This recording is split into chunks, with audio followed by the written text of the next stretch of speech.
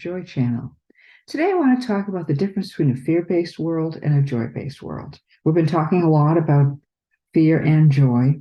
What is the difference between them? What are the energetic differences and the values differences? And there is a stark difference between them. In fairness, fear and joy both have their place in the world. However, it makes a huge difference which we use as the primary anchor for structuring our world, and that's what our discussion is going to be about today. Since early human life was exceptionally difficult and precarious, fear was a big part of life, and it still is, since we carry that history with us. The survival agenda was then, and it is now, still our primary agenda as a species, and therefore fear for our survival has never really gone away, and it's very much imprinted in us in various ways, biologically, socially, culturally, and historically. Most of us still experience significant fear in modern times, although many dangers have diminished. Whatever we focus on increases and will become a basis for developing our skills. In other words, what we focus on is what we consider a priority. We have focused on fear, and we still do to a large degree, and we have developed the skills for a fear-based world. We treat fear-based concerns as the highest priority. This is not about who's right or wrong, because different issues are a priority at different times, and sometimes the priorities created by fear are important and need to be looked at, and other times they need to be questioned rather than left unquestioned. Warrior skills, which we've developed to respond to a fear-based world, demand a determination to emerge victorious. And although our physical survival has been largely mastered, the warrior skills of control have morphed into social, psychological, and political warfare. Warrior skills combined with technology have made our protections as frightening as the fears themselves. Both socially and physically, our warrior skills create a lot of fear in people. Our fears and protections seem to escalate continually, and de-escalation is difficult. It seems as if the war is never over, and that's not a pleasant way to live. Fear is a sharp and often cold energy because fear heightens and focuses our attention. And since we're in danger, we need to be sharp and cool-headed in our responses to survive.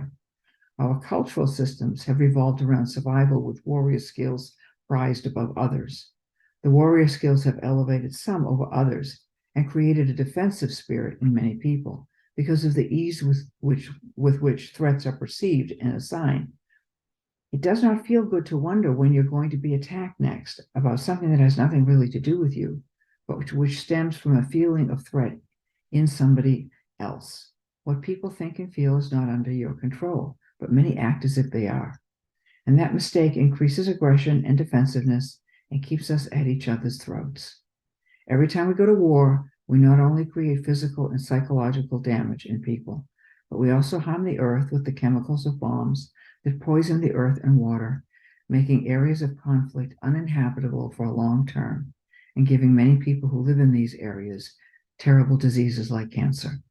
The many costs of war and warlike attitudes are making themselves felt. Perhaps our increased awareness, which we can attribute in part to social media, is helping us to understand how dangerous we can be and how dangerous we've become. So fear has its place, but it's become extreme in how we use it in our lives. So let's talk about a joy-based world. How might that be different? We've evolved to the point where we have created enough life-sustaining infrastructure and skills, we can reconsider our focus on fear and survival as our primary focus.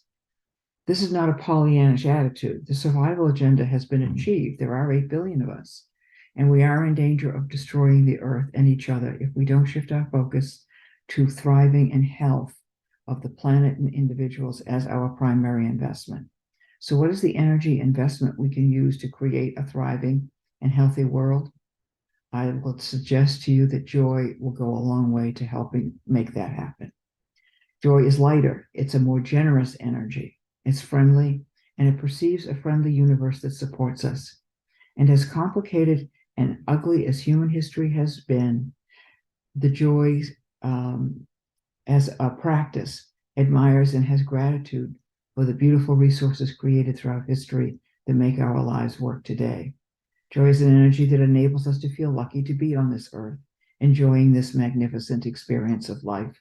It's an energy that sees and celebrates all the good in the world, in each person, nature, and the human created world. Someone anchored primarily in joy wants to contribute what they can to add to the joy and protect it from harm. This individual's mindset supports and serves a thriving, healthy, life-affirming agenda. A thriving agenda is low on conflict and high on serving the common good. And because there's so much good in people in the world, because the good is under-recognized and underappreciated, a joy-based way flips the script from what is wrong with the world to what is right and good. And this is how we can release resentment, grudges, and all the injustices that fuel a lot of the conflict in the world. It's a healthy energy. Joy sees the good in us, others, in the world, so it's more relaxed and it's less inclined to see threats. It also focuses on the present and that what is being done in the present. When it's your anchor, it creates a way to honor the past and do what's needed in the present without borrowing from the future. It seeks the most constructive answer, which makes it a friendly and loving energy. Joy is also more collaborative than adversarial, so it does not make war greater importance than peace. Joy respects the needs of all people, and so it's not stingy or greedy, and it puts basic needs first, which reduces the fear of change and the potential for being left out in the cold, things that make it difficult for people sometimes to move forward. A joy-based way values each life and supports approaches that support the thriving of all life.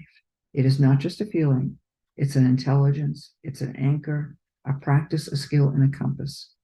Joy is a way to make friends with ourselves, each other, and nature. And it is time to make the spirit of friendship that joy creates a reality in our lives. We need to end the war and find a way to live together that makes life the beautiful experience it can be, a shift to a joy-based life that will get us there. So thank you for watching this video. I hope you've enjoyed learning more about how joy can transform your life. If you found this video helpful, please give it a thumbs up and share it with your friends and loved ones.